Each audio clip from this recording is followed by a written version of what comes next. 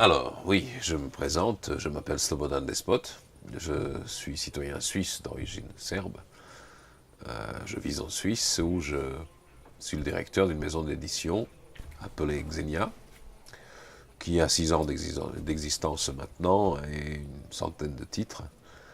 J'ai toujours travaillé dans l'édition depuis l'âge de 19 ans, comme traducteur, comme directeur de collection, comme directeur technique, et j'ai toujours baigné dans le monde du livre et des magazines. J'ai dirigé plusieurs magazines.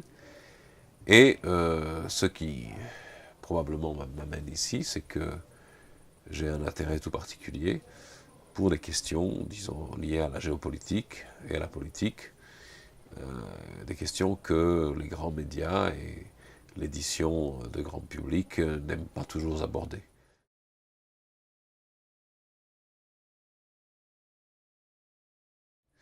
Eh bien, c'est très simple. Nous nous sommes réunis ici dans un endroit qui est idyllique, sur les bords du lac d'Annecy. Un endroit en particulier que j'aime beaucoup parce que je suis un grand fanatique du camping.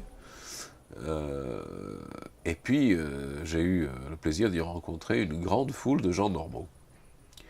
C'est pas un truisme de dire ça, parce que très souvent, les rassemblements politiques rassemblent des gens qui sont fanatisés, qui pensent tous comme leur chef, qui pensent ou qui n'ont qu'une idée en tête. Et ici, il m'a semblé qu'il y avait un grand diapason de sensibilité, d'opinion, et des gens qui étaient très ouverts à toute forme de débat. D'ailleurs, le débat auquel j'ai participé, qui traitait de la démocratie et du problème de la liberté d'expression des médias, et témoigne lui-même de cette ouverture d'esprit.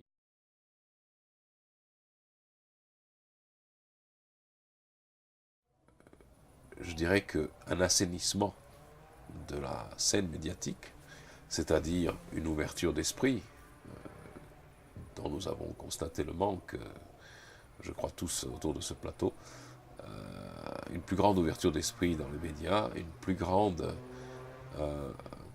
tolérance de la diversité d'idées, et tout simplement un plus grand respect des principes du débat démocratique, serait de nature, à mon avis, à résoudre bien des problèmes que l'on situe à tort dans la sphère de la décision politique, alors qu'ils sont plutôt, à mon avis, situés dans la sphère de l'information.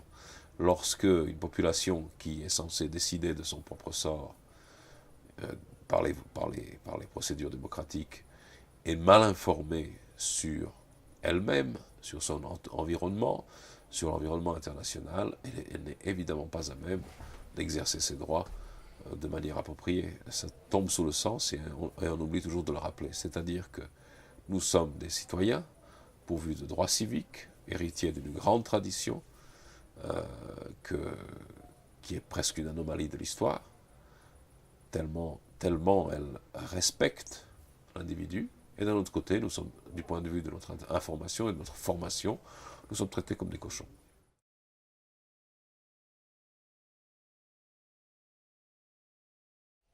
Eh bien, dans Union populaire républicaine, il y a populaire. Et je crois que la Suisse est le seul exemple, évidemment imparfait, évidemment inachevé, de démocratie populaire qui fonctionne aujourd'hui dans le monde avec sa large palette de droits démocratiques, notamment le droit à la démocratie directe, le droit de référendum.